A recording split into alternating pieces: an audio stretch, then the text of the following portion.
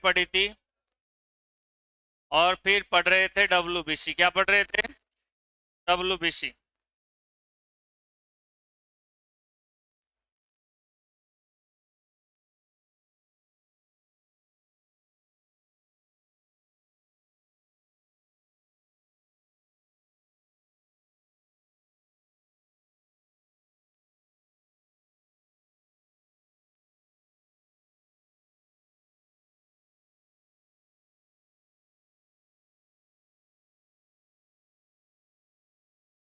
देखो भाई सुनो,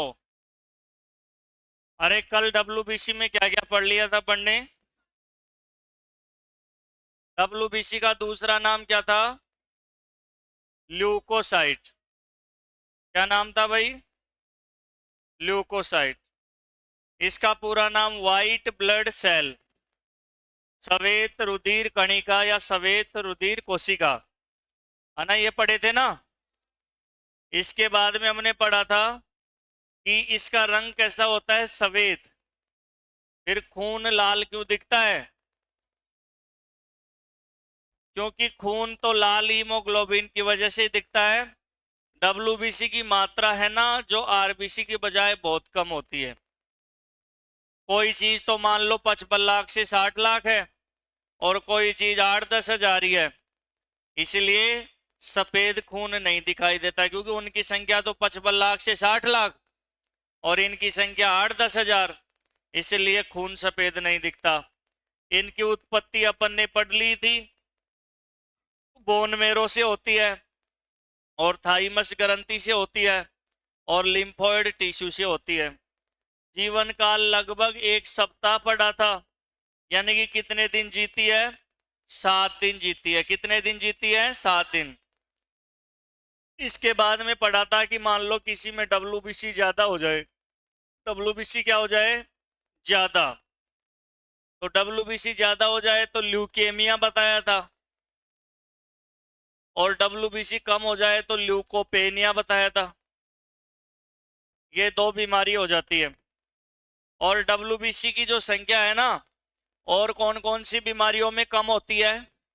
एड्स में कम होती है, टाइफाइड में कम होती है, और एक ल्यूकोपेनिया बीमारी में कम होती है। ये अपन ने पढ़ा था। WBC की इतनी सारी बातें अपन ने पढ़ ली थी, जो आपकी कॉपी में लिख रहे हैं। ल्यूकेमिया ब्लड कैंसर को कहते हैं। WBC की संख्या में कमी टाइफाइड और एड्स नामक रोग में भी होती है। और फिर हम पढ़ रहे थे WBC के प्रकार। तो ये बातें तो हम पढ़ चुके थे, अब हम पढ़ेंगे WBC के प्रकार।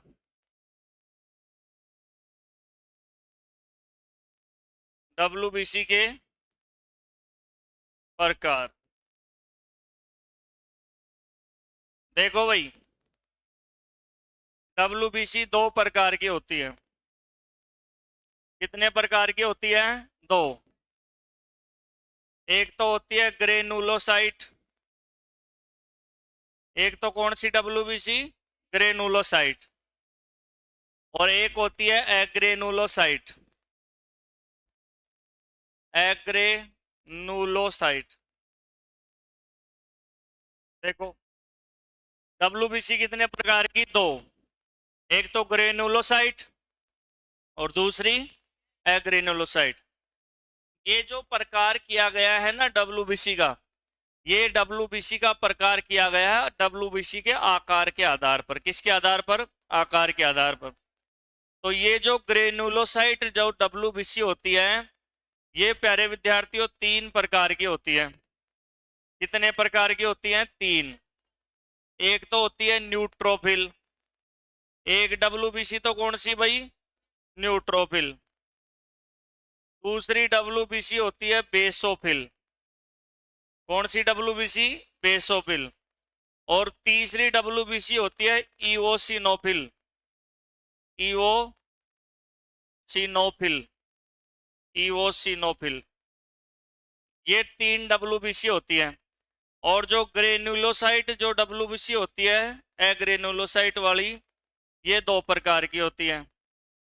एक तो होती है मोनोसाइट। एक तो कौन सी होती है भाई? मोनोसाइट। और एक होती है लिम्फोसाइट, लिम्फोसाइट, लिम्फोसाइट। और ये भी दो होती हैं, एक तो होती है टी लिम्फोसाइट, टी लिम्फोसाइट, और एक होती है B lymphocyte, B lymphocyte.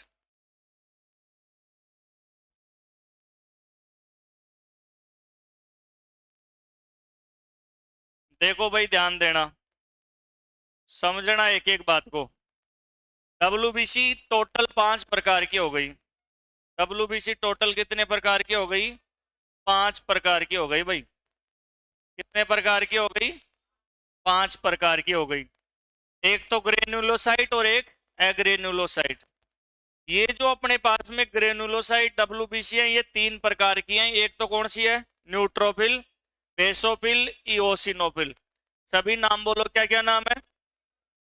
Basophil, eosinophil. अब देखो ये काम क्या क्या करती है। ये जो न्यूट्रोफिल डब्ल्यूबीसी है ना, ये सारी जो डब्ल्यूबीसी है ना, पांचों की पांचों, 5 डब्ल्यूबीसी दिख रही है बोर्ड पर।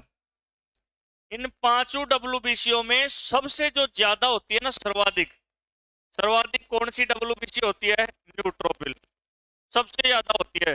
इन पांचों में 60-65% स्थान घेर रखी है। बेसोफिल सबसे कम होती है। इन पांचों में सबसे कम कौन सी होती है? बेसोफिल। बाकी में वो सब है। ये जो न्यूट्रोफिल डब्ल्यूबीसी है, इसका काम है जीवाणुओं का भक्षण करना। जीवाणु या बैक्टीरियाओं का भक्षण करती है, इसलिए इस डब्ल्यूबीसी को जीवाणु भक्षी कहते हैं। हमारी जो डब्ल्यूबीसी है ना, वो शरीर में क्या काम करती है? हानिकारक बैक्टीरिया, विषाणु, जीवाणु, उन सबको मारती है और शरीर को सुरक्षित रखती है। तो हमारे शरीर में कोई हानिकारक बैक्टीरिया चला जाता है ना, तो खून के अंदर वो बैक्टीरिया जाते ही सबसे पहले उस बैक्टीरिया को खत्म कौन करती है? न्यूट्रोफिल। इसलिए याद रखना, कौन सी डब्ल्यूबीसी है जो जीवाणुओं का भक्षण करती है? न्यूट्रोफिल। और जीवाणु को खत्म कर देगी और फिर हम ठीक हो जाएंगे। और मान लो ये न्यूट्रोफिल कमजोर है, तो जीवाणु है भी हो जाएगा और हमारे शरीर में बीमारी हो जाएगी। फिर हम दवाई लेंगे, तो दवाई लेंगे तो दवाई लेने के बाद जीवाणु को मारने का काम यही करती है। तो दवाइयों से न्यूट्रोफिल मजबूत हो जाएगा, फिर ये जीवाणु को खत्म कर देगा और हम ठीक हो जाएंगे। हम क्या हो जाएंगे? ठीक हो जाएंगे। तो सबसे पहली बात अपन को ध्यान रखनी है कि न्यूट्रोफिल डब्ल्यूबीसी हमारे शरीर में हानिकारक किस चीज का भक्षण करती है? जीवाणु का। इसके बाद में आती है बेसोफिल।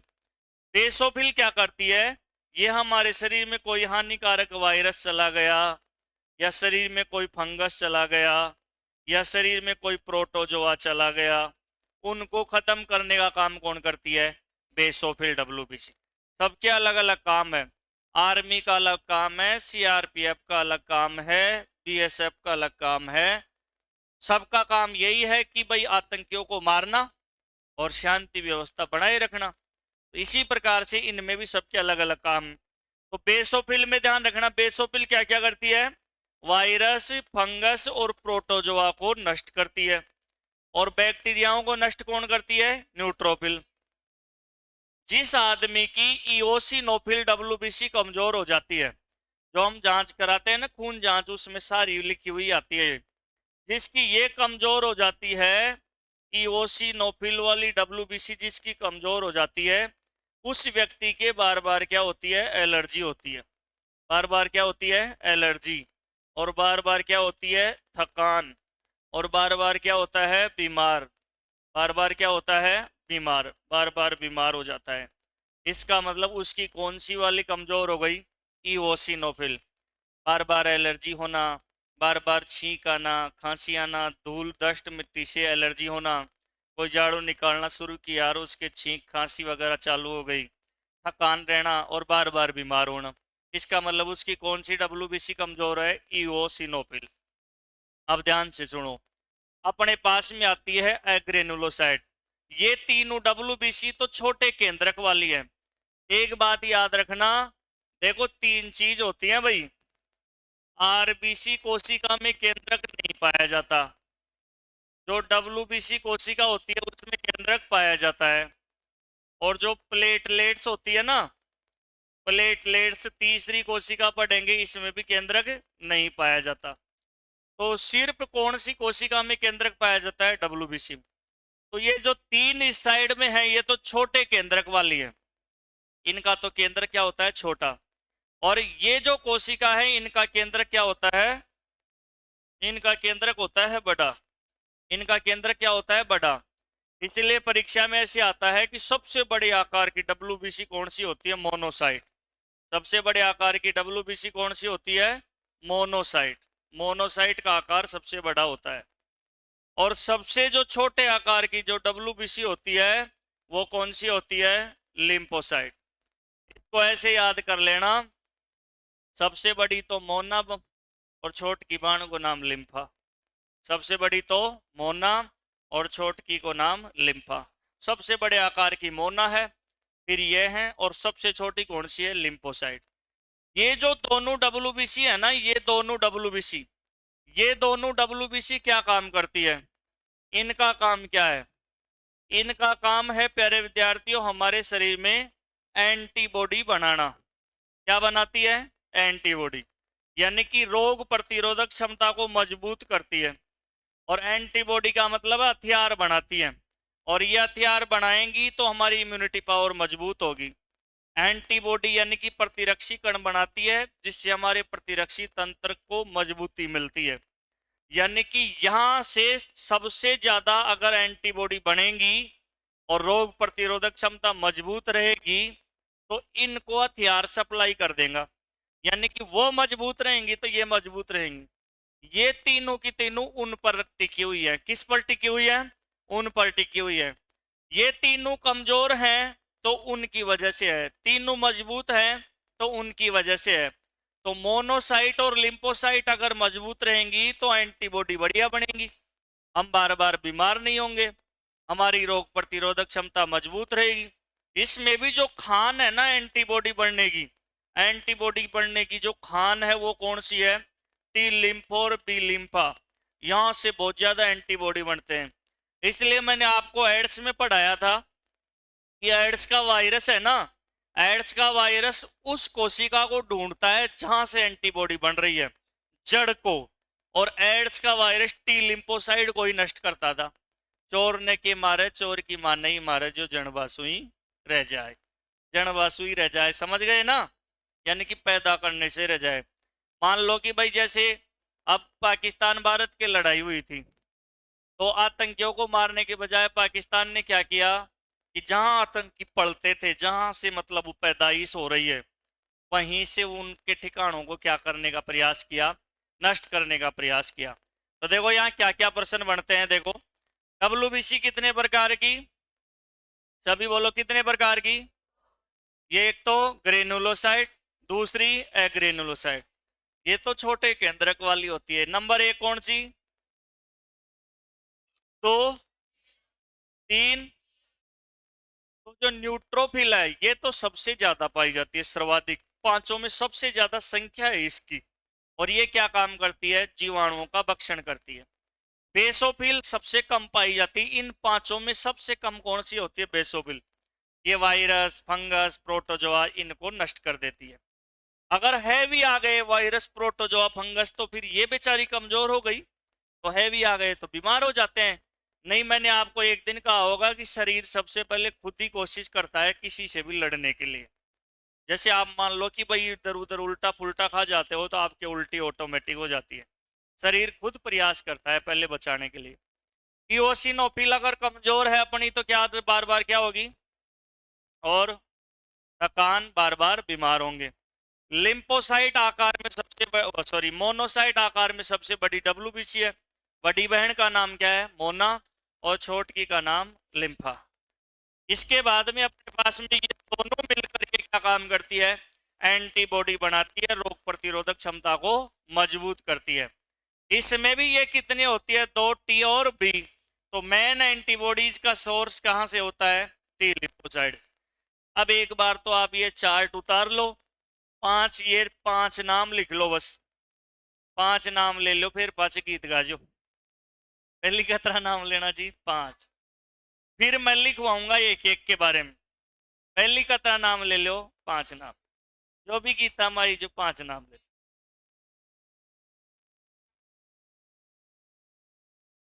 देवता का ही लो 5, कोई बॉयफ्रेंड का नाम थोड़ी लेना चाहिए।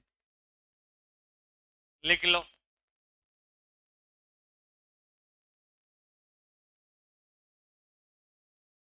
फिर एक एक के बारे में लिखवाऊंगा मैं।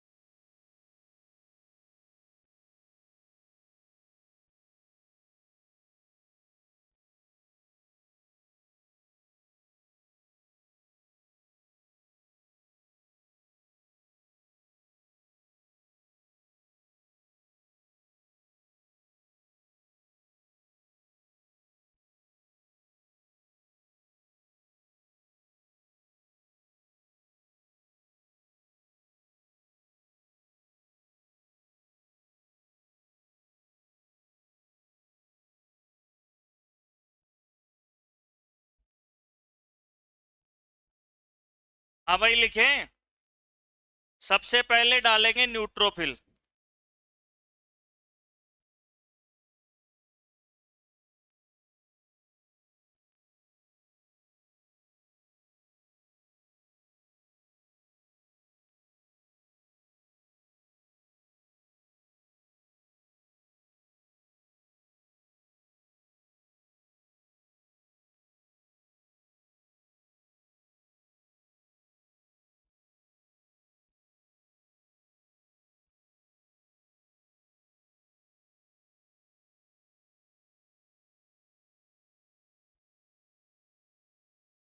आज तक नहीं किया।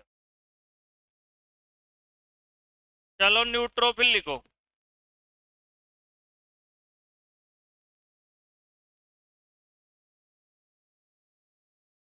न्यूट्रोफिल डब्ल्यूबीसी की संख्या,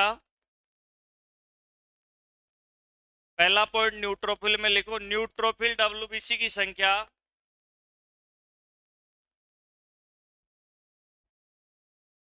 न्यूट्रोफिल डब्ल्यूबीसी की संख्या सर्वाधिक होती है। न्यूट्रोफिल डब्ल्यूबीसी की संख्या सर्वाधिक होती है। न्यूट्रोफिल डब्ल्यूबीसी की संख्या सर्वाधिक होती है। लगभग 60 से 65% है होती है, कोष्टक में लिख सकते हो। 60 से 65% तो खुद अकेली होती है। Next line. न्यूट्रोफिल डब्ल्यूबीसी को न्यूट्रोफिल डब्ल्यूबीसी को न्यूट्रोफिल डब्ल्यूबीसी को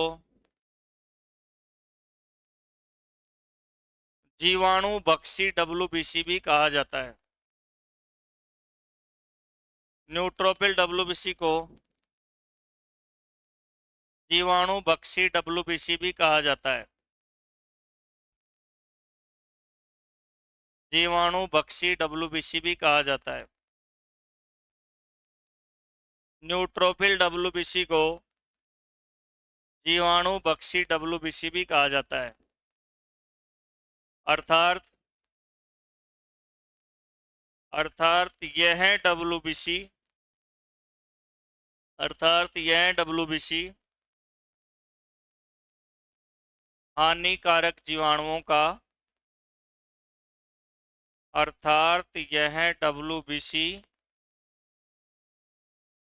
हानिकारक जीवाणुओं का भक्षण करके नष्ट करती है। हानिकारक जीवाणुओं का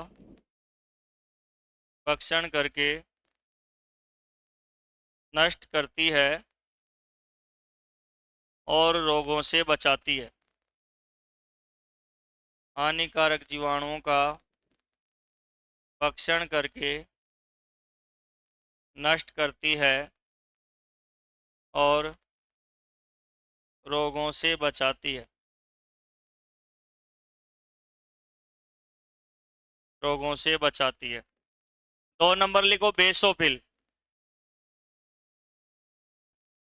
हानिकारक जीवाणु का भक्षण करके रोगों से बचाती है। दूसरा लिखो, बेसोफिल। बेसोफिल लिखो। यह लगभग 0.5% तक पाई जाती है। यह लगभग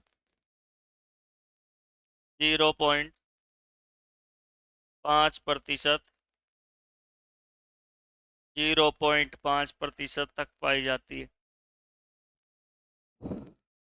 0.5% तक पाई जाती है।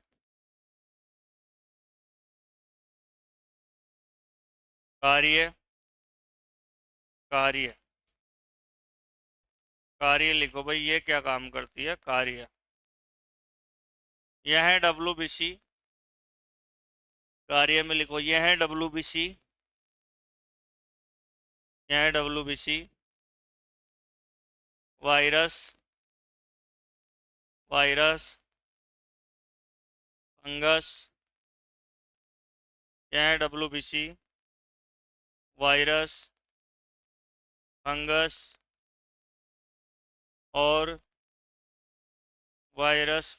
और प्रोटोजोआ प्रोटोजोआ इत्यादि को, वायरस फंगस प्रोटोजोआ इत्यादि को नष्ट करती हैं। वायरस फंगस प्रोटोजोआ इत्यादि को नष्ट करती हैं और वायरस फंगस प्रोटोजोआ इत्यादि को नष्ट करती है और शरीर को रोगों से बचाती है। शरीर को रोगों से बचाती है।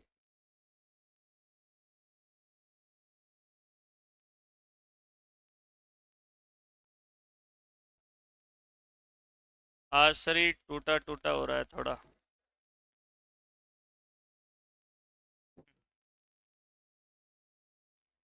तीसरा लिखो, इओसिनोफिल। तीसरा लिखो, इओसिनोफिल। इओसिनोफिल।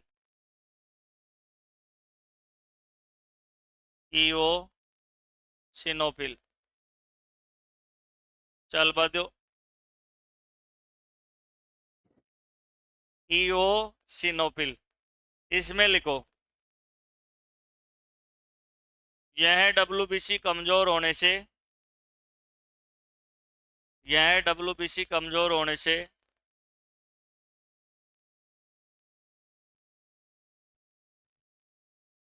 शारीरिक कमजोरी, यह WBC कमजोर होने से शारीरिक कमजोरी, एलर्जी एलर्जी थकान, यह WBC कमजोर होने से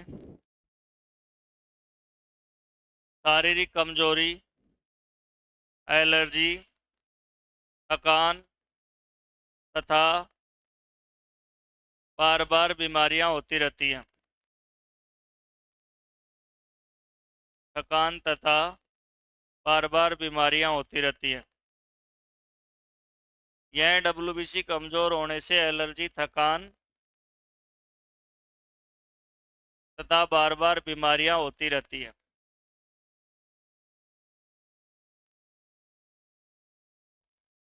इसी के आगे लिखो नोट डाल के, नोट लिखो, नोट।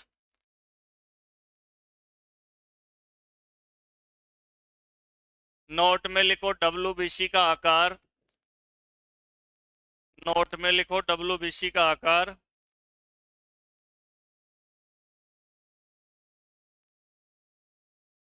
भाई डब्ल्यूबीसी का आकार कैसा होता है, गोल या अनियमित? जो डब्ल्यूबीसी है ना, वो डब्ल्यूबीसी कैसी हो सकती है भाई, या तो पूरी गोल हो सकती है, या अनियमित का मतलब होता है कोई फिक्स नहीं है, जैसे अमीबा होता है ना, ऐसे कैसे भी आकार हो सकता है। या तो गोल होगी डब्ल्यूबीसी, या डब्ल्यूबीसी कैसी होगी, अनियमित। या तो डब्ल्यूबीसी गोल होती है या क्या होती है, अनियमित। अनियमित का मतलब जिसका आकार फिक्स नहीं है। जैसे मैं आपसे पूछूं भाई डेली कितने घंटे पढ़ते हो, तो अनियमित। कोई 4 मिनट भी पढ़ लेता है। कितने मिनट, 4 मिनट। कोई 4 घंटे पढ़ता है। कई कई सो करके 1.5 मिनट पढ़ते हैं, या फटबा लगेगा, नींद होगी, फिर अया कर देगा, अया पटांगा रे यार, फिर अया पढ़ती टाइम फिर बस फिर अया हो जाए, फूंक निकल जाए जब फिर क्या करते हैं, सुबह देखांगा, सुबह बेड़ा वोटर पढ़ांगा, बच के देखांगा, वाक वाह पहलो दिन। है। तो डब्ल्यूबीसी का आकार गोल या अनियमित होता है। कैसा होता है, गोल या अनियमित। नेक्स्ट लाइन लिखो, आकार में सबसे बड़ी डब्ल्यूबीसी। लिखो, आकार में सबसे बड़ी डब्ल्यूबीसी मोनोसाइट। आकार में सबसे बड़ी डब्ल्यूबीसी कौन सी है, मोनोसाइट। सबसे बड़ी, सबसे बड़ी बहन का नाम तो मोना। आकार में सबसे बड़ी डब्ल्यूबीसी मोनोसाइट। और आकार में सबसे छोटी डब्ल्यूबीसी लिम्फोसाइट।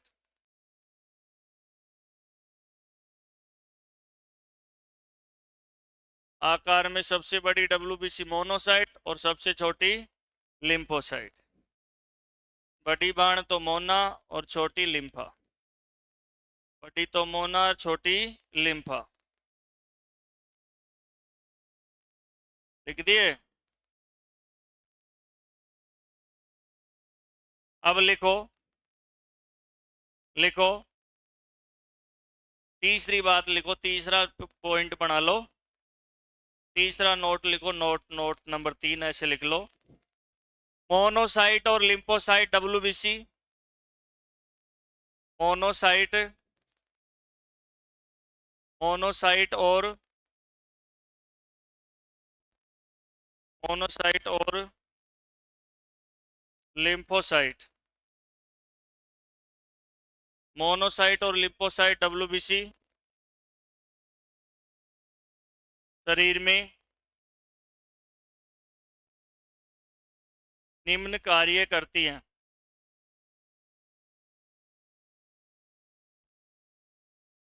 निम्न कार्य करती है।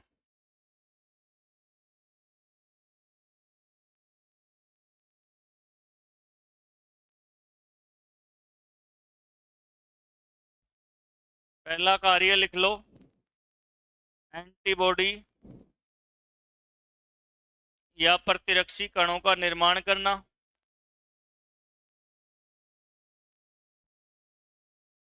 और दूसरा,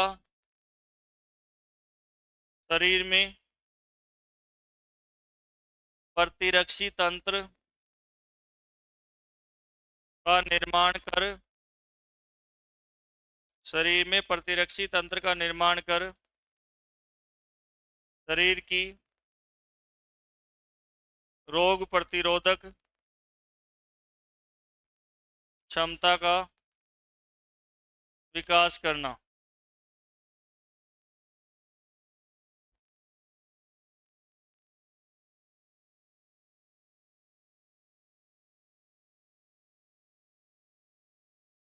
दो काम लिख, शरीर में प्रतिरक्षी तंत्र का निर्माण व शरीर की रोग प्रतिरोधक क्षमता का विकास करना।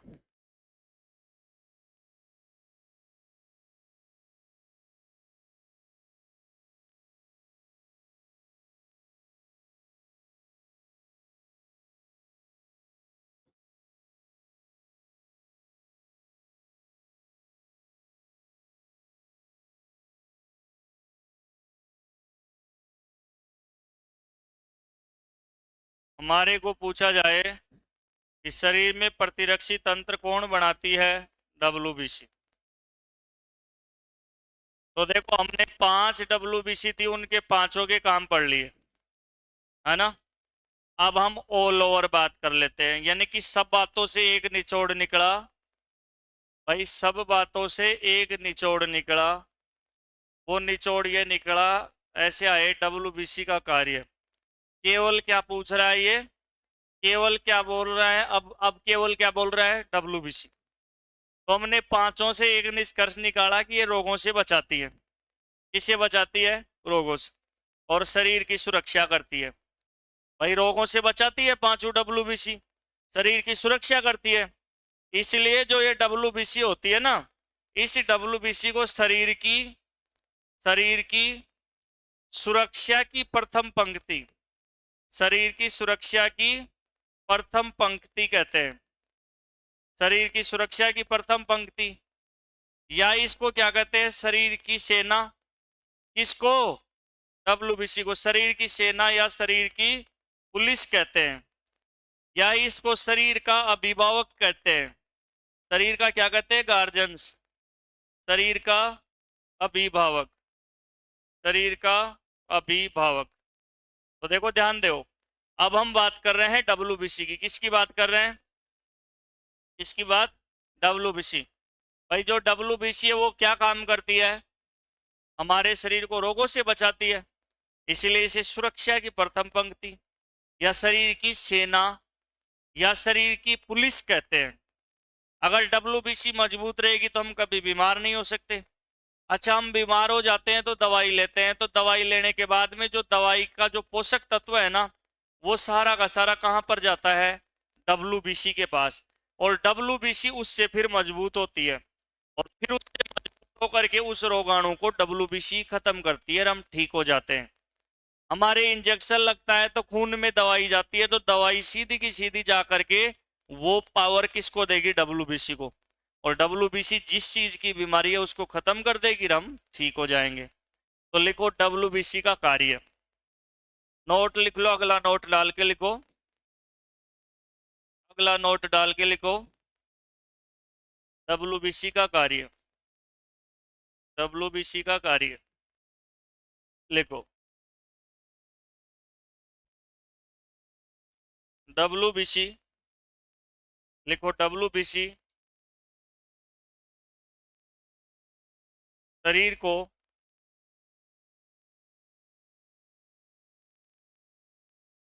रोगों से बचाती है। डब्ल्यूबीसी शरीर को रोगों से बचाती है। डब्ल्यूबीसी शरीर को रोगों से बचाती है तथा डब्ल्यूबीसी शरीर को रोगों से बचाती है तथा हानिकारक सूक्ष्म जीवों का नाश करती है। हानिकारक सूक्ष्म जीवों का नाश करती है। हानिकारक सूक्ष्म जीवों का नाश करती है।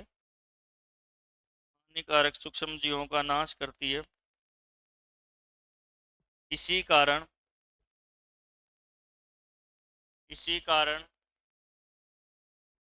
मत करो भाई, इसी कारण डब्ल्यूबीसी को इसी कारण डब्ल्यूबीसी को शरीर की इसी कारण डब्ल्यूबीसी को शरीर की सुरक्षा की प्रथम पंक्ति इसी कारण डब्ल्यूबीसी को शरीर की सुरक्षा की प्रथम पंक्ति सुरक्षा की प्रथम पंक्ति या शरीर की सेना सुरक्षा की प्रथम पंक्ति या शरीर की सेना, सेना या पुलिस, सेना या पुलिस, शरीर की सेना या पुलिस, या शरीर का अभिभावक भी कहते हैं, या शरीर का अभिभावक भी कहते हैं, शरीर का अभिभावक भी कहते हैं।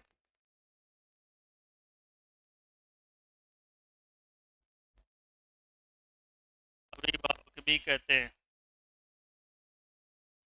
नेक्स्ट, अगली लाइन लिखो WBC कोशिका में, अगली लाइन लिखो नोट में, WBC कोशिका केंद्रक सहित होती है।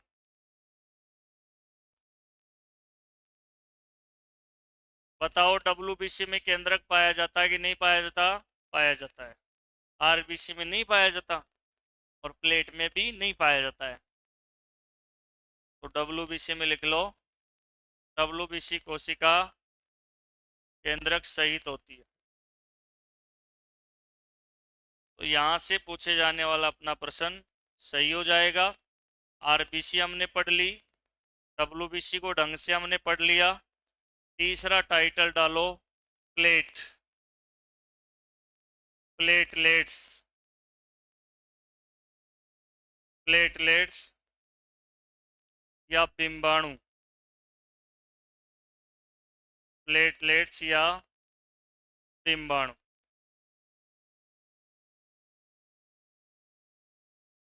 देखो भाई, प्लेटलेट्स को क्या कहते हैं? बिंबाणु भी कहते हैं। क्या कहते हैं? बिंबाणु। देखना भाई एक एक बात, RBC पढ़ लिए, WBC पढ़ लिए, अब क्या पढ़ेंगे?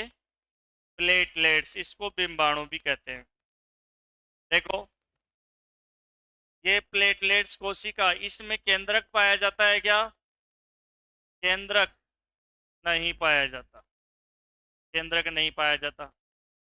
इस प्लेटलेट्स का दूसरा नाम, इसको डॉक्टर बोलते हैं भाई थ्रोम्बोसाइट। सभी बोलो, क्या बोलते हैं? थ्रोम्बोसाइट बोलते हैं इसको। क्या बोलते हैं? थ्रोम्बोसाइट। थ्रोम्बो का मतलब होता है चपटी प्लेट, और साइट यानी कोशिका। यानी कि इसका जो आकार होता है ना भाई, आकार, इसका आकार कैसा होता है? चपटी प्लेट जैसा। ये जो WBC होती है ना, प्लेटलेट्स, जैसे कोई प्लेट होती है और उसका पतरा सा पैंदा है ना, बिल्कुल चपटा हो, पैंदा क्या हो? बिल्कुल चपटा। तो चपटी प्लेट जैसा आकार होता है। थ्रोम्बो का मतलब प्लेट, साइट यानी कोशिका। बताओ भाई, ये जो प्लेटलेट्स होती है, इसमें केंद्रक पाया जाता है क्या? नहीं पाया जाता। इसका दूसरा नाम थ्रोम्बोसाइट। इसका आकार कैसा होता है? चपटी प्लेट जैसा। अगली बात ध्यान रखनी है, इसकी उत्पत्ति कहाँ से होती है? तो इसकी उत्पत्ति भी बोन मेरो से ही होती है। कहाँ से होती है भाई? Bone marrow. बोन मेरो का मतलब क्या है? अस्थि मज्जा, अस्थि मज्जा। इसका जीवन काल कितना होता है? जीवन काल यानी कि ये जीती है 3 से 5 दिन। कितने दिन तक जीवित रहती है? 3 से 5 दिन तक ही जीवित रहती है। कितने दिन तक है? 3 से 5। बोर्ड पे ध्यान दो, प्लेटलेट्स को क्या कहते हैं? बिंबाणु। किसी के डेंगू हो जाए, प्लेट डाउन हो जाए, उसकी रिपोर्ट को देख करके आप उसको ऐसे बोल दो, यार तेरे तो बिंबाणु डाउन हो गए। वो ऐसे देखे, यार डॉक्टर तो प्लेट डाउन बताया था, तू तो बिंबाणु बता रहा है। तो प्लेटलेट्स को ही बिंबाणु कहते हैं। प्लेटलेट्स को ही क्या कहते हैं? बिंबाणु। बताओ, इसमें केंद्रक पाया जाता है क्या? नहीं। दूसरा नाम थ्रोम्बोसाइट, आकार चपटी प्लेट जैसा। बनती कहाँ से है? बोन मेरो से बनती है। और जीवन काल 3 से 5 दिन होता है। कई कई किताबों में 10 दिन बता रखा है, बिल्कुल गलत है। 3 से 5 दिन, इतने ही टाइम जीती है। अच्छा, इनकी संख्या कितनी होती है भाई? इनकी संख्या तो देखो, मनुष्य शरीर में, स्वस्थ मनुष्य में, किस में भाई? स्वस्थ मनुष्य में, स्वस्थ, स्वस्थ मनुष्य में, स्वस्थ मनुष्य में स्वस्थ मनुष्य में प्लेटलेट्स की संख्या, स्वस्थ मनुष्य में प्लेटलेट्स की संख्या, तो स्वस्थ मनुष्य में होनी चाहिए भाई 1.5 लाख से 4 लाख, 1.5 लाख से 4 लाख, 4 लाख प्रति घन mm होनी चाहिए। एक स्वस्थ आदमी में कितनी प्लेट होनी चाहिए? 1.5 लाख से 4 लाख होनी चाहिए।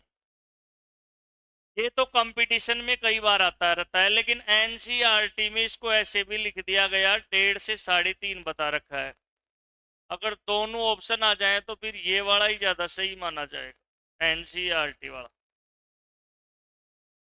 दोनों ऑप्शन आ जाए तो 3.5 पे रुक जाना है, 1.5 से 3.5 नहीं। बाकी तो कंपटीशन में बहुत बार आ गया 1.5 से 4 ही होती है। अगर प्लेट 1.5 लाख से कम हो जाती है तो खून का पानी हो जाता है। क्या हो जाता है? खून का पानी। और 4 लाख से ज्यादा प्लेट हो जाती है तो गाड़ी हो जाती है।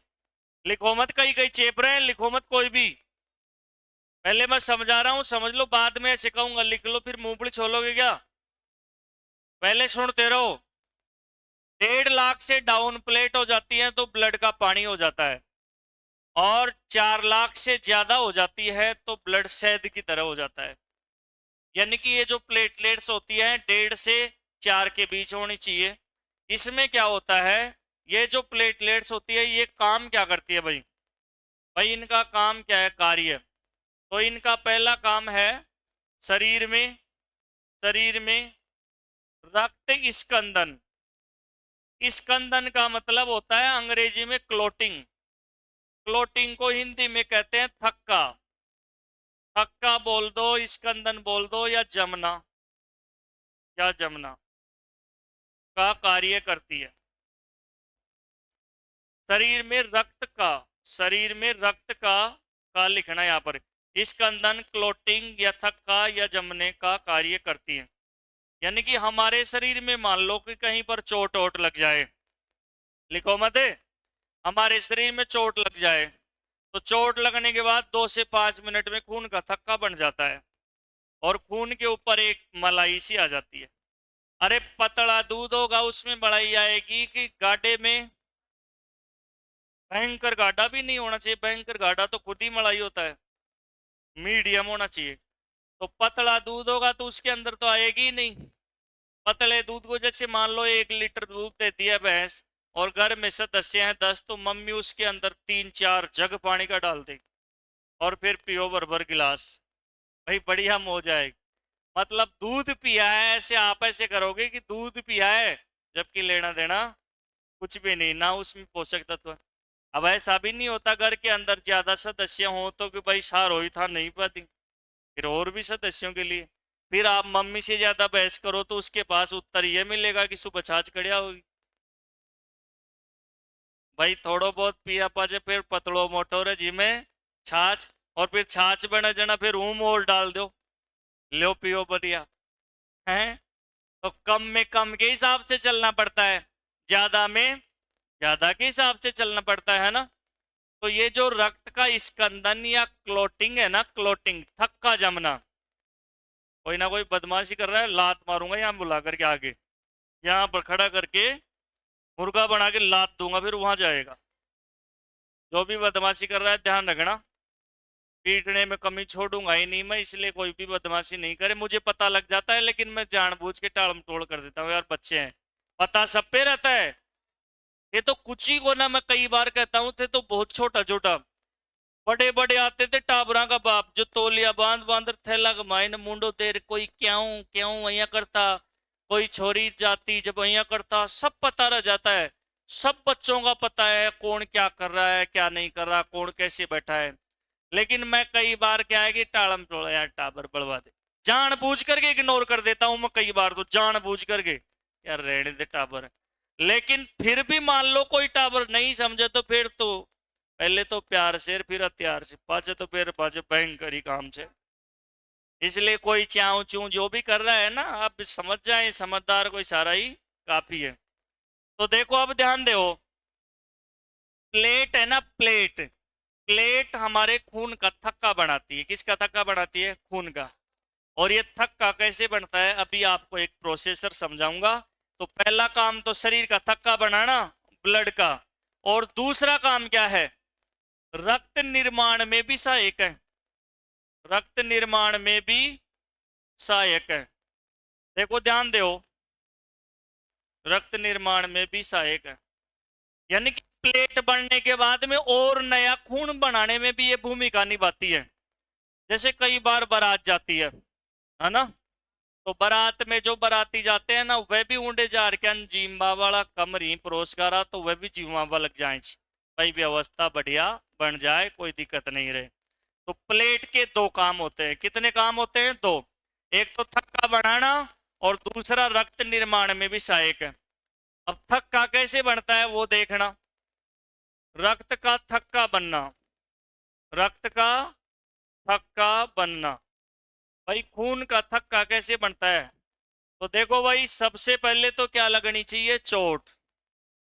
चोट लगेगी तो ही खून आएगा।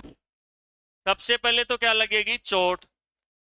चोट लगने के बाद में प्यारे विद्यार्थियों, अपने रक्त निकलेगा। क्या निकलेगा? रक्त।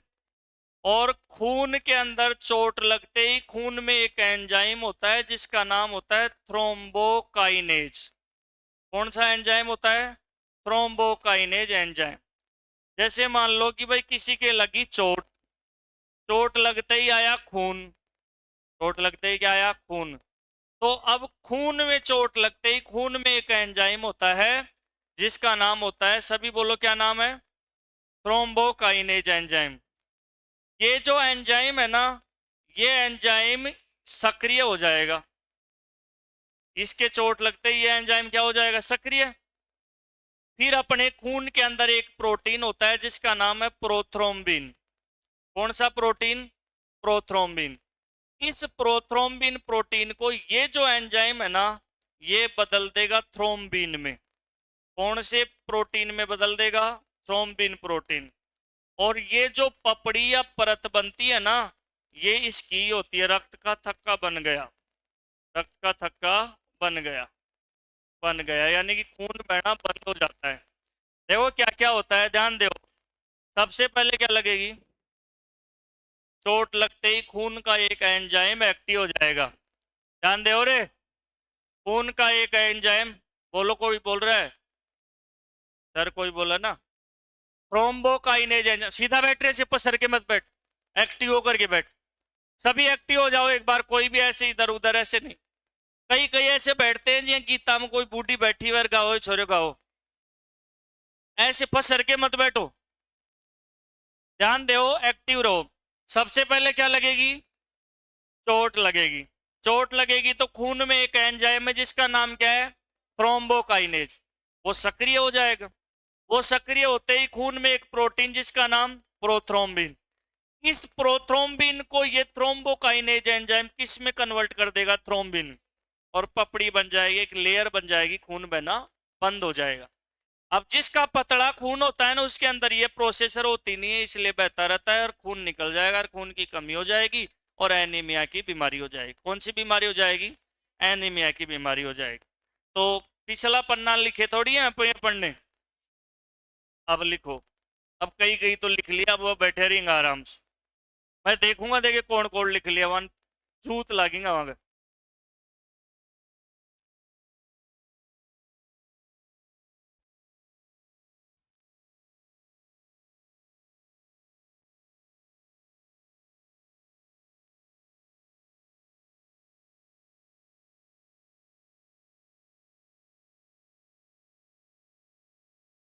इसका बोला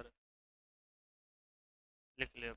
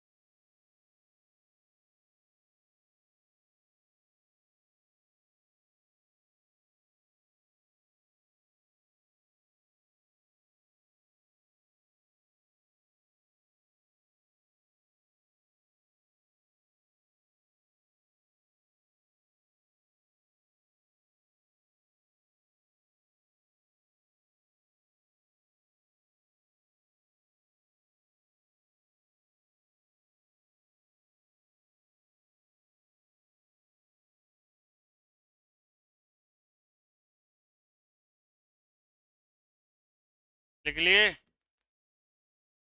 जल्दी लिख।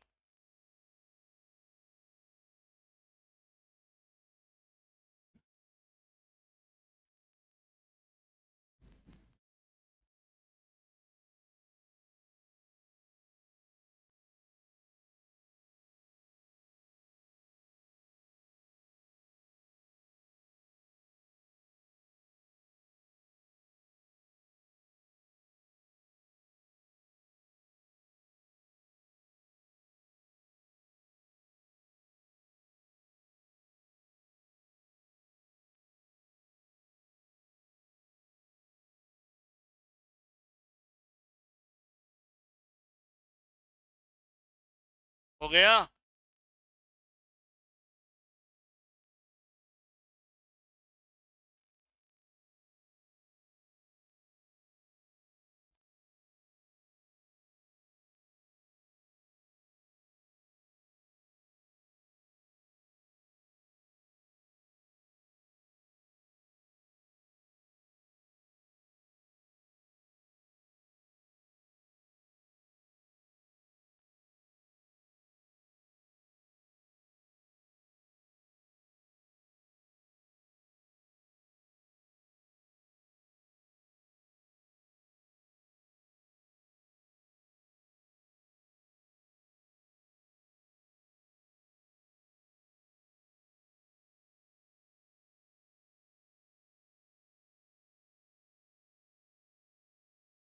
चले भाई आगे। पेज बदल दो।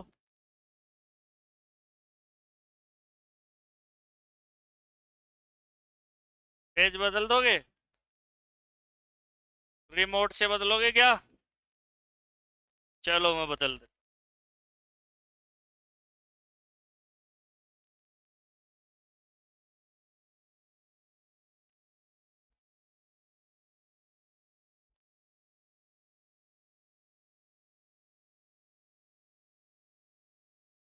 हो गया? फास्ट करो।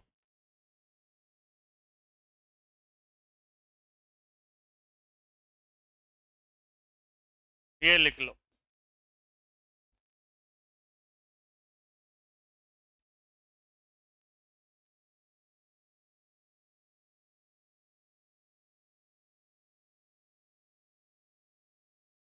बड़े शीघ्र का। ये उतारो फिर बैक कर दूंगा एक बार। अरे पंखा बंद करो एक दो। लाइट गई। करो करो, इतनी गर्मी भी नहीं है, थोड़ा बैलेंस तो बन जाए।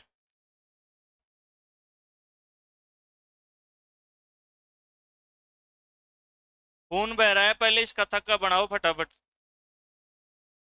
खून बह रहा है, इसको थक्का बनाओ, थक्का। जल्दी बनाओ, नहीं बह जाएगा खून ज्यादा।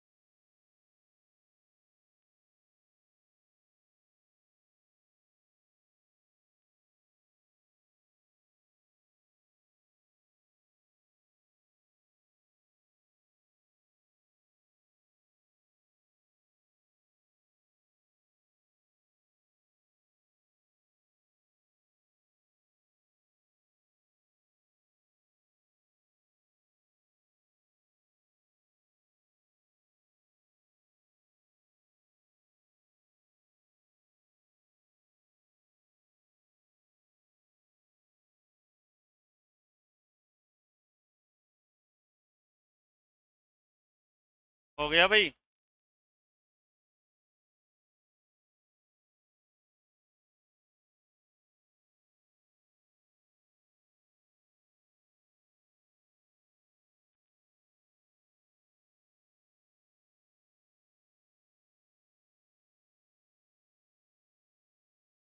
चले आगे बढ़े।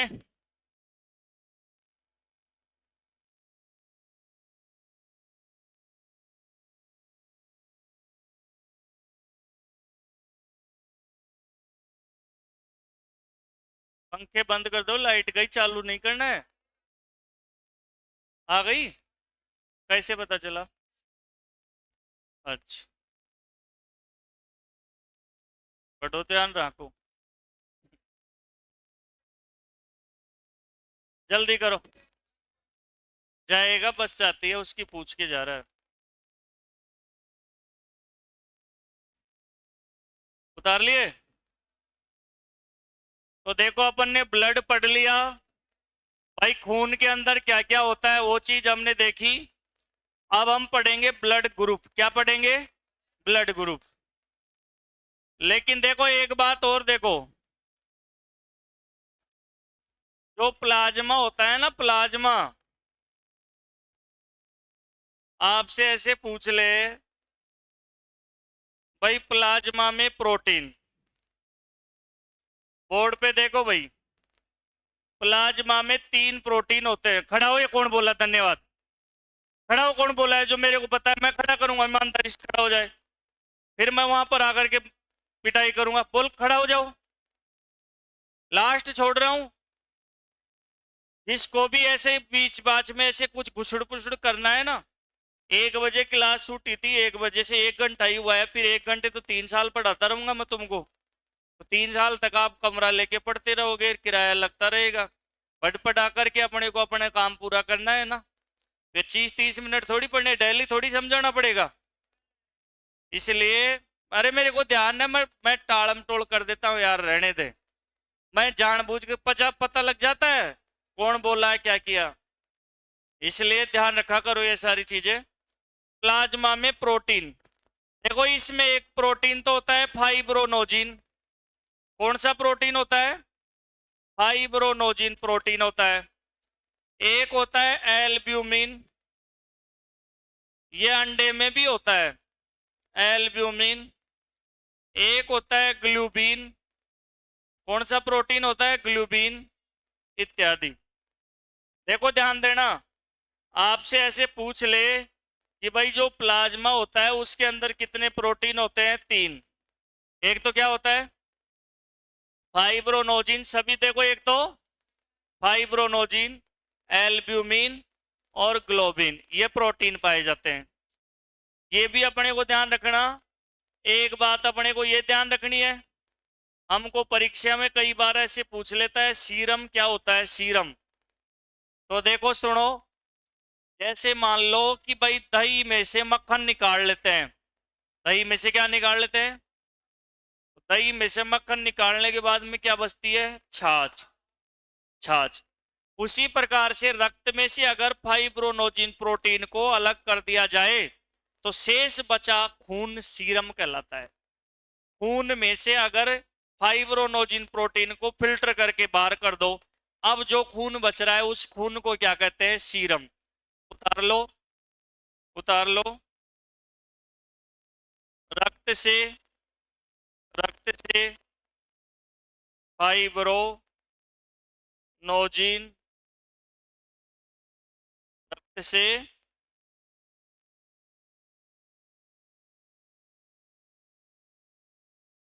रक्त से फाइब्रोनोजिन प्रोटीन को पृथक करने के बाद, पृथक करने के बाद शेष बचा तरल पदार्थ सीरम कहलाता है।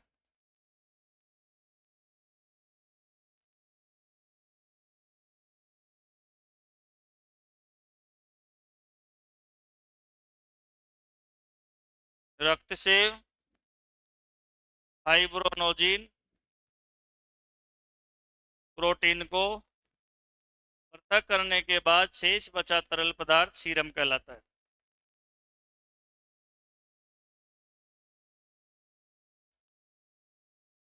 ऐसे लिख लो।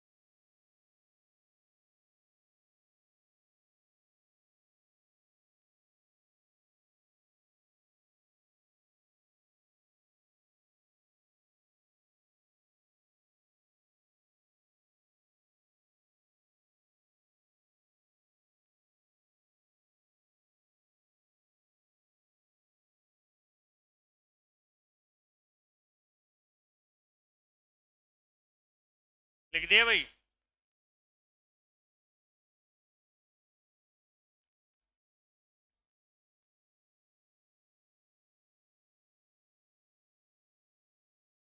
सीरम किसे कहते हैं? फाइब्रोनोजिन को निकालने के बाद शेष बचा पदार्थ क्या कहलाता है? सीरम कहलाता है, सीरम। प्लाज्मा में कौन से प्रोटीन होते हैं, प्लेट में कौन से प्रोटीन होते हैं, वो हमने जान लिया। तो हमने देखो रक्त के बारे में पढ़ लिया कि भाई रक्त में क्या क्या होता है, और प्लाज्मा में और क्या क्या चीजें होती हैं। प्लाज्मा में जैसे कई आयन होते हैं, जैसे बताया था ना, कार्बनिक है, कार्बनिक Na+, Ca++, Mg++, ये सब होते हैं। वो सब अपन ने स्टार्टिंग में लिखा ही था। फिर अपन ने प्लाज्मा पढ़ा, फिर आरबीसी पढ़ लिए, डब्ल्यूबीसी और प्लेटलेट्स, तीनों के बारे में अच्छे से पढ़ लिया। अब हम पढ़ेंगे ब्लड ग्रुप। क्या पढ़ेंगे? Blood group. किस व्यक्ति का खून हम ले सकते हैं और किस व्यक्ति को खून दान कर सकते हैं, यहाँ से परीक्षा में आजकल ज्यादा प्रश्न आते हैं। और मेडिकल साइंस में भी पता होना चाहिए, दैनिक जीवन में हमको भी पता होना चाहिए। हमको ये पता होना चाहिए कि हमारे खून कौन से ब्लड ग्रुप है, किस किस को हम खून दे सकते हैं कोई इमरजेंसी हो जाए तो, किस किस का खून हम ले सकते हैं, सारी जानकारी होनी चाहिए। तो अभी आप सीख जाओगे, देखो पूरा ब्लड ग्रुप पढ़ते ही। तो अगला चैप्टर डालो, blood group. Blood group, blood group, blood group. इसको शॉर्ट में बीजी बोलूंगा मैं। क्या बोलूंगा? बीजी, ब्लड ग्रुप। रक्त समूह है, रक्त समूह। वेरी इंपॉर्टेंट बिंदु है। पहले हम ब्लड ग्रुप पढ़ेंगे, फिर इसके बाद में आरएच फैक्टर पढ़ेंगे। पहले तो ब्लड ग्रुप पढ़ेंगे, फिर आरएच फैक्टर पढ़ लेंगे। ब्लड ग्रुप, रक्त समूह, बीजी।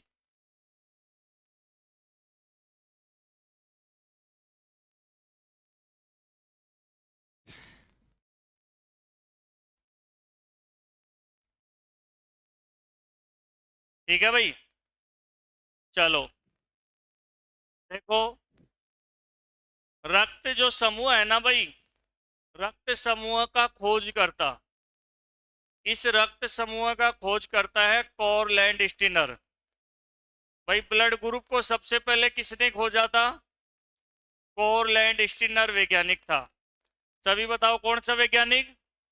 कॉरलैंड स्टीनर। तो ध्यान रखना, ब्लड ग्रुप का खोज करता था कॉरलैंड स्टीनर। वैसे अब तक पूरी दुनिया में 27 प्रकार के ब्लड ग्रुप पता हो गया, लेकिन इस दुनिया में अभी तक 4 ही ब्लड ग्रुप के लोग ज्यादा चलते हैं, ए बी, ए बी ओ। कौन कौन से? A B, A B O. इसमें भी हर ब्लड ग्रुप के 2 प्रकार होते हैं, पॉजिटिव और नेगेटिव। तो ए पॉजिटिव, ए नेगेटिव ऐसे करेंगे तो 4 दूनी 8। कितने ब्लड ग्रुप हो गए? 8। यानी कि हमारे पास में रक्त समूह के प्रकार, यानी कि रक्त समूह के प्रकार, ब्लड ग्रुप कितने प्रकार के होते हैं भाई? 4 प्रकार। देखो 4 प्रकार कौन कौन से हैं? ए बी, ए बी और ओ, 4 ब्लड ग्रुप है। इसमें ये जो 3 ब्लड ग्रुप है ना, इनका खोज करता तो है कॉरलैंड स्टीनर। और ध्यान रखना है, जो अपने पास में ओ ब्लड ग्रुप है ना, O blood group, O blood group का खोज करता एक अलग वैज्ञानिक है, जिसका नाम है डी कोलिस्टो। डी कोलिस्टो, डी कोलिस्टो, डी कोलिस्टो और स्टूरली वैज्ञानिक। ओ ब्लड ग्रुप की खोज किसने की थी भाई? डी कोलिस्टो। किसने की थी? डी कोलिस्टो और स्टूरली वैज्ञानिक। बाकी इन 3 ब्लड ग्रुप की खोज किसने की थी? कॉरलैंड स्टीनर ने। देखो 2011 के बाद में जनगणना नहीं हुई, 2011 का आंकड़ा है। वो आंकड़ा क्या है? सीधा बैठ रहे बाबू। 2011 का आंकड़ा है 25, 35, 10 और 30। इसका मतलब क्या है? यानी कि पूरी दुनिया में 25% लोग तो ए ब्लड ग्रुप के हैं, 35 किसके हैं? बी के, और ए बी के 10 और ओ के 30। यानी कि इस दुनिया में सर्वाधिक जो लोग हैं ना वो कौन से ब्लड ग्रुप के हैं? बी के, सर्वाधिक। और न्यूनतम लोग कौन से ब्लड ग्रुप के हैं? ए बी के। अब आपको पता नहीं है आपका ब्लड ग्रुप, अगर पता होता तो मैं अगर सर्वे करवाऊं तो पूरे जितने लोगों में आप सब बैठे हो आप सब में बी ब्लड ग्रुप ज्यादा मिलेगा, अगर पता हो तो। और ए अपने पास में जो ए बी वाला है वो सबसे कम। एक बार देखे ऊपर हाथ करो कितने लोग हैं जिनको खुद का ब्लड ग्रुप पता है। अच्छा, ऊपर ही रखना, नीचे मत करना। 2 3 4 5 6 7 8 9 10, पूरा ऊपर हाथ करो। 11 12 13 14 और मेरे को 15। 15 लोगों का सर्वे कर रहे हैं हम। 15 लोग है ना।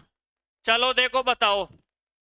अब जैसे मैं बोल रहा हूं ए ब्लड ग्रुप वाले कितने हैं? ऊपर हाथ करो। ए वाले, चाहे ए पॉजिटिव हो चाहे ए नेगेटिव, एक।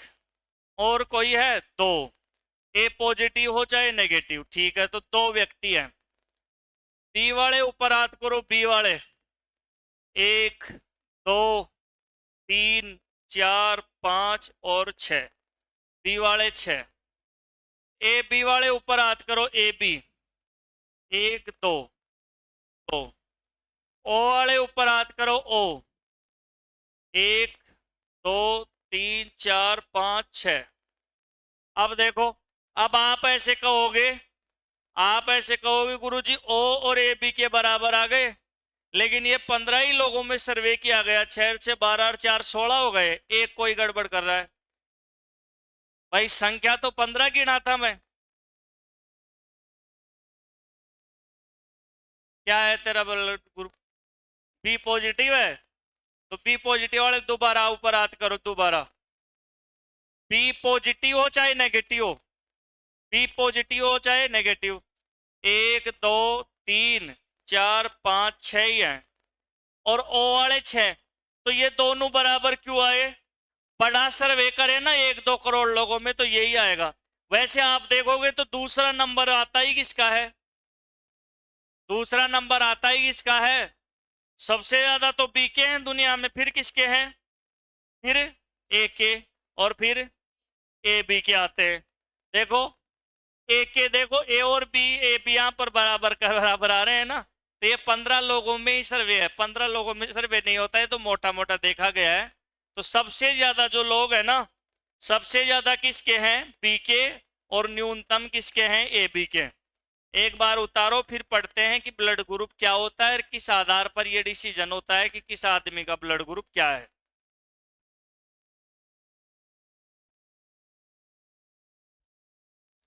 और बाकी लोगों को नहीं पता है ना, वो पता रखा करो। आप इतने इतने बड़ा होगा, आप थारो ब्याह कर दिया तो टाबर कर देते तड़कान।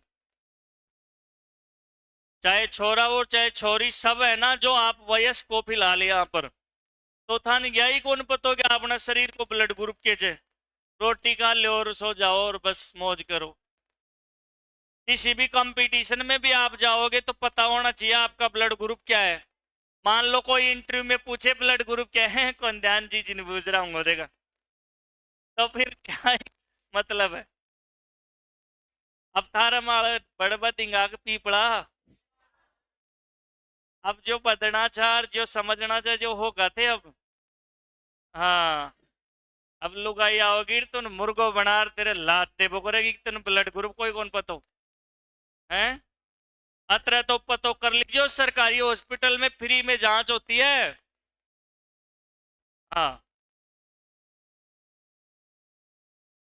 फ्री में जांच होती है, फ्री में। हाँ, पर्ची के भी पैसे नहीं लगते। ऐसे कहना है कि मुझे है ना कोई भर्ती में ब्लड ग्रुप पूछा तो मुझे वो उसका पता करना है, तो डॉक्टर आपको उस पर्ची पे टिक लगा देगा कि ये जांच करवा लो, और फिर आपको पता लग जाएगा कि आपका ब्लड ग्रुप क्या है। उसमें हीमोग्लोबिन भी आ जाएगा। करवाना देखिए जांच।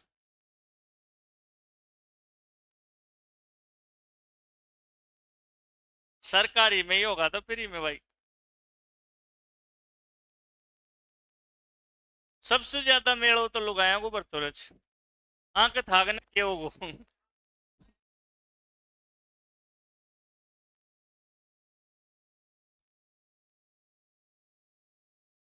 चलो आगे बढ़ते हैं। वो नोट भी लिख लेना कोने में लिख रहा है जो। अरे ये भी लिख लेना, ओ ब्लड ग्रुप का कोड डी कोलेस्टोर स्टोरली वैज्ञानिक।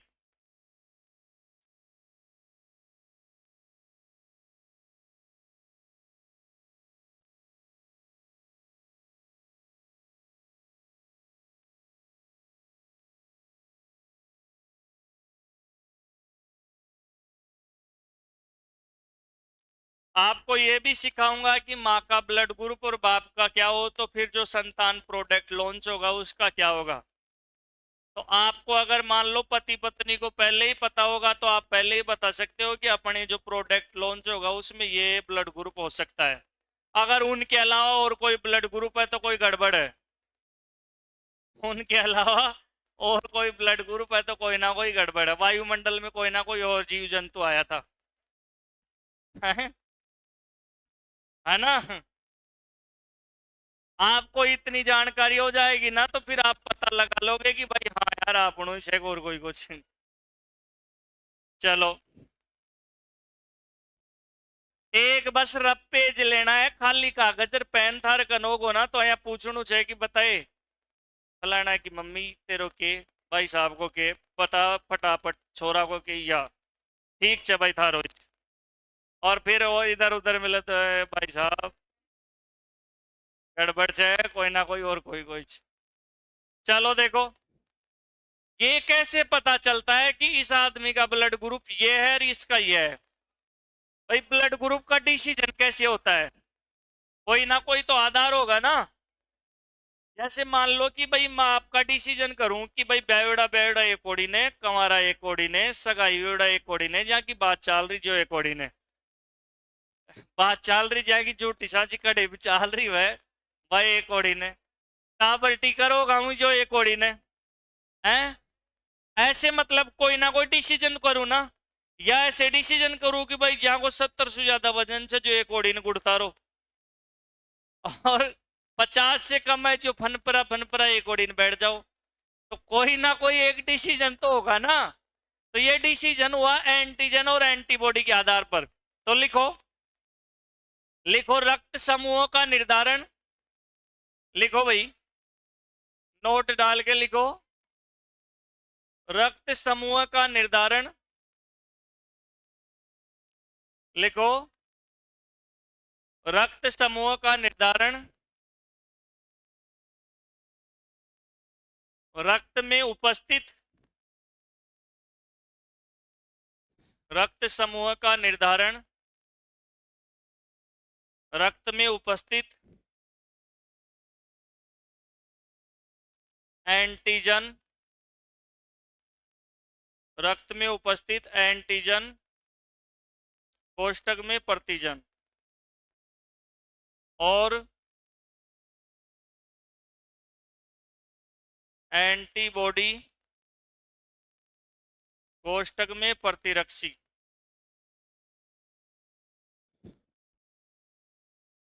रक्त समूह का निर्धारण रक्त में उपस्थित एंटीजन और एंटीबॉडी कोष्ठक में प्रतिरक्षी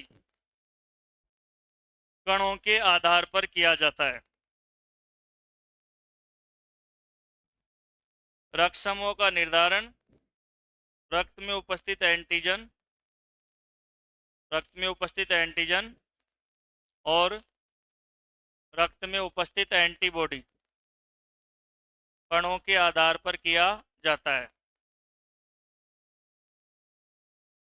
कैसे पता चलता है कि इसका ब्लड ग्रुप क्या है, इसका ब्लड ग्रुप क्या है। अब देखो यहां पर दो शब्द आ गए, एक तो क्या आ गया एंटीजन और एक एंटीबॉडी।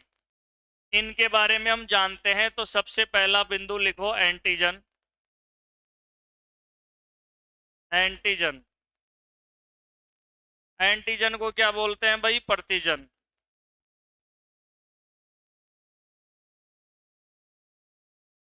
देखो एंटीजन, एंटीजन का स्रोत क्या है, एंटीजन कहाँ पर पाए जाते हैं? तो देखो समझना भाई, पहले एंटीजन का स्रोत होता है आरबीसी। एंटीजन कहाँ पर होते हैं? आरबीसी पर। तो जो हमारी आरबीसी होती है ना, उस हमारी आरबीसी के ऊपर एक झिल्ली पाई जाती है। आरबीसी के ऊपर एक क्या पाई जाती है? झिल्ली। और इस झिल्ली में एक प्रोटीन होता है जिसका नाम है ग्लाइकोप्रोटीन। क्या नाम होता है? ग्लाइकोप्रोटीन। तो देखो भाई, ध्यान दो, सुनना। आरबीसी एंटीजन कहां पर होते हैं? गौर से सुनो। एंटीजन आरबीसी में एक प्रोटीन पाया जाता है जिसका नाम क्या है? ग्लाइकोप्रोटीन। इस झिल्ली पर जो पदार्थ होते हैं, इस झिल्ली पर जो पदार्थ होते हैं उनको ही हम क्या कहते हैं? एंटीजन कहते हैं। लेकिन ये जो पदार्थ होते हैं ना, ये पदार्थ दो प्रकार के होते हैं। कितने प्रकार के होते हैं? दो। इसलिए इनको है ना हम अलग अलग ऐसे बोल देते हैं। एक तो बोल देते हैं एंटीजन ए और दूसरे को बोल देते हैं एंटीजन बी। जैसे किसी क्लास के अंदर मान लो कि भाई ममता नाम की दो छोरी है, तो ममता फर्स्ट और ममता सेकंड हाजिरी करने वाला ऐसे बोल देता है। तो एंटीजन कहाँ पर होते हैं? हमारा जो खून होता है ना, खून, खून की आरबीसी की में एक ग्लाइकोप्रोटीन झिल्ली होती है। उस झिल्ली में पाए जाने वाले कण है ना, उनको हम बोलते हैं एंटीजन। क्या बोलते हैं? एंटीजन। ये दो प्रकार के होते हैं, इसलिए एंटीजन ए नाम दे दिया और एक का नाम दे दिया एंटीजन बी। अभी आपको बताऊंगा कि किस में एंटीजन ए बी होगा तो उसका ब्लड ग्रुप क्या होगा। ये तो बात हुई एंटीजन की। अब इसके बाद में अभी आपको मैंने बता ही दिया था इसके बारे में, एंटीबॉडी। एंटीबॉडी को क्या कहते हैं? प्रतिरक्षी कण। कौन से कण होते हैं? प्रतिरक्षी कण। तो आपसे पूछे कि भाई जो एंटीबॉडी होती है उसका स्रोत क्या है? एक तो प्लाज्मा से एंटीबॉडी बनती है, प्लाज्मा में मैंने आपको बताया था। और जो मुख्य जो एंटीबॉडी बनती है, मुख्य मेन एंटीबॉडी कौन बनाती है? डब्ल्यूबीसी। और डब्ल्यूबीसी में भी मैंने बताया था कि मेन कौन बनाती है एंटीबॉडी? उस साइड वाली, मोनोसाइट और लिम्फोसाइट वाली, बताया था ना थोड़ी देर पहले। तो ये एंटीबॉडी भी दो प्रकार की पाई जाती है। ये एंटीबॉडी भी कितनी होती है? दो। इसलिए एक को तो नाम देते हैं एंटीबॉडी ए और दूसरी को नाम क्या देते हैं? बी। तो हमारे शरीर में कौन से में एंटीजन क्या होगा और कौन से में एंटीबॉडी क्या होगा तो पता चलता है ब्लड का। अब देखना, एक सारणी बताता हूं, फिर उसके बाद में अपन लिख लेंगे। जैसे यहां पर तो मैं लिख दिया रक्त समूह है, और यहां पर लिख दिया भाई एंटीजन, और यहां पर लिख दिया एंटीबॉडी। एंटीबॉडी। अब ये सारणी आपके फटाक से याद हो जाएगी, ए बी ओ, और यहां लिख दिया ए बी और नील। नील का मतलब एंटीजन एब्सेंट है, एंटीजन एब्सेंट, यानी कि एंटीजन नहीं पाए जाते। और यहां पर ऐसे कर करके लिखेंगे बी ए नील, यानी कि एंटीबॉडी एब्सेंट। एंटीबॉडी एब्सेंट मतलब नहीं पाए जाते। और यहां पर ए बी। अब देखो सुनो, जैसे मान लो मेरा ब्लड निकाला गया और मेरा खून है जो बी पॉजिटिव है। कैसा है? B positive. अब इसमें पॉजिटिव पॉजिटिव लिखेंगे तो इस साइड पॉजिटिव पॉजिटिव लिख देते हैं, और इसमें नेगेटिव लिखेंगे तो इस साइड सबके क्या लगा देते हैं? नेगेटिव। अब मेरा बी पॉजिटिव खून है तो मेरा कैसे पता चलेगा? तो मेरे खून के अंदर जो मशीन है ना, वो बताएगी कि इसके अंदर आरबीसी में तो एंटीजन तो कौन सा वाला है? बी वाला। और एंटीबॉडी कौन सा वाला है? ए वाला। और फिर वो कैलकुलेट करके इक्वल में क्या कर देगी कि भाई इसका ब्लड ग्रुप क्या है? बी है। इसका ब्लड ग्रुप क्या है? बी। किसी का ए ब्लड ग्रुप होता है तो उसके खून के अंदर मशीन क्या बताएगी कि एंटीजन तो कौन सा है? ए, और एंटीबॉडी कौन सा है? बी। और इक्वल में वो क्या बता देगी? ए ब्लड ग्रुप है। अब ये पॉजिटिव पॉजिटिव थे तो पॉजिटिव बता देगी, नेगेटिव नेगेटिव थे तो नेगेटिव बता देगी। और एक पॉजिटिव एक नेगेटिव था तो जो ज्यादा वाला होता है वो बता देगी। और जो जिस व्यक्ति के खून में एंटीबॉडी नील होती है यानी कि एंटीबॉडी है ही नहीं, एब्सेंट। एंटीबॉडी एब्सेंट का मतलब ना तो ए और ना बी। तो उस व्यक्ति का ब्लड ग्रुप क्या होता है? ए बी होता है। कौन सा होता है? ए बी होता है। और जिस व्यक्ति के खून में एंटीजन एब्सेंट होता है, एंटीजन एब्सेंट होता है, उसका ब्लड ग्रुप क्या होता है? ओ होता है। क्या होता है? ओ। इस सारणी को कैसे याद करेंगे? देखो, ए बी ओ, फिर यहां पर तो जन और यहां पर बॉडी, फिर ऐसे लिख देंगे ए बी और नील, फिर क्या लिख देंगे? बी ए नील और ए बी। जैसे भी बात पूछेगा वैसे इसमें से टीप करके बता देंगे, याद हो जाएगी ये सारणी। कैसे याद होगी? देखो, एक साइड में तो क्या लिख देंगे? A B O. आप बोर्ड पे देखो, मैं खुद ही याद थोड़ी कर रहा हूं, आप याद करो। ये तो ब्लड ग्रुप हो गए। और फिर ये तो जन, जन में क्या करोगे? ए बी नील, और फिर बी ए नील और ए बी।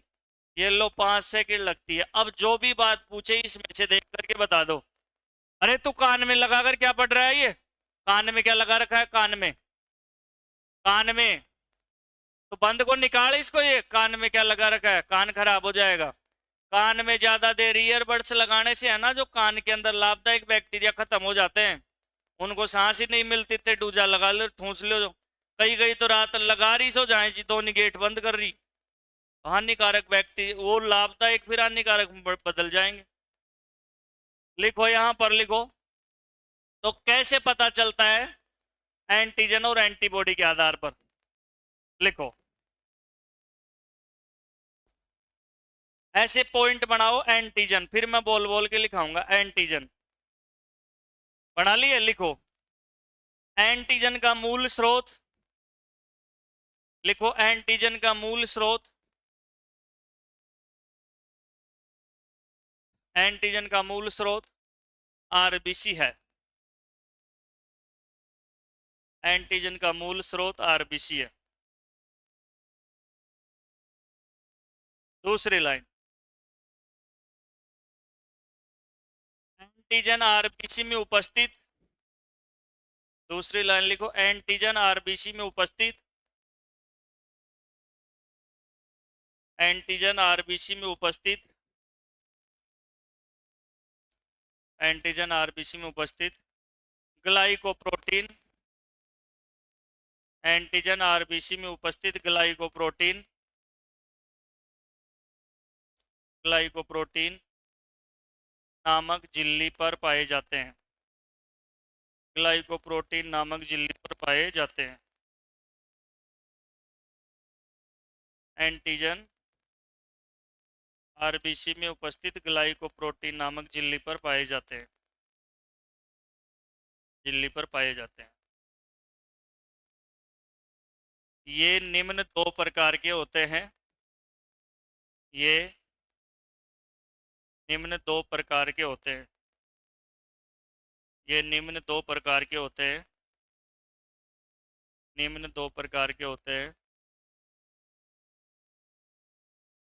एंटीजन ए और एंटीजन बी। पहला लिख दो एंटीजन ए और दूसरा एंटीजन बी। एंटीजन ए और एंटीजन बी।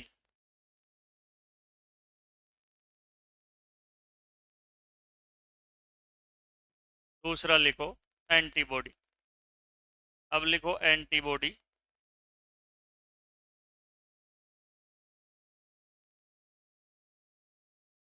एंटीबॉडी, प्रतिरक्षी कण। प्रतिरक्षी कण।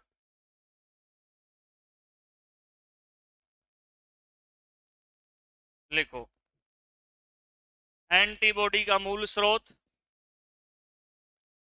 लिखो, एंटीबॉडी का मूल स्रोत। एंटीबॉडी का मूल स्रोत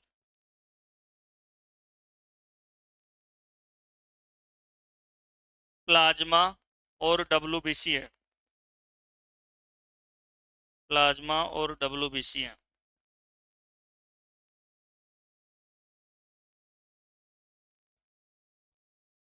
प्लाज्मा और डब्ल्यूबीसी है। नेक्स्ट लाइन लिखो, एंटीबॉडी का अधिक डेवलपर, एंटीबॉडी का अधिक डेवलपर मतलब ज्यादा कौन बनाती है, डब्ल्यूबीसी। एंटीबॉडी का अधिक डेवलपर, डेवलपर का मतलब ज्यादा, डेवलपर अंग्रेजी शब्द है ये। एंटीबॉडी का अधिक डेवलपर डब्ल्यूबीसी है, अधिक डेवलपर डब्ल्यूबीसी है।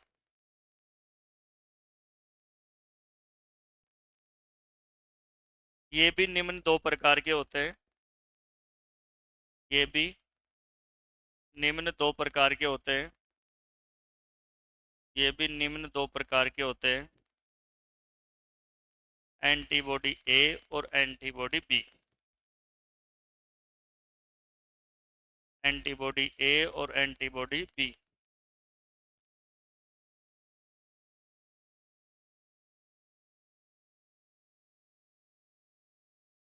एंटीबॉडी ए और एंटीबॉडी बी।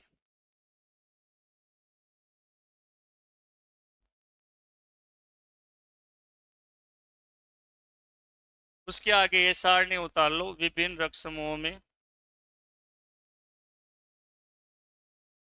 एंटीजन और एंटीबॉडी।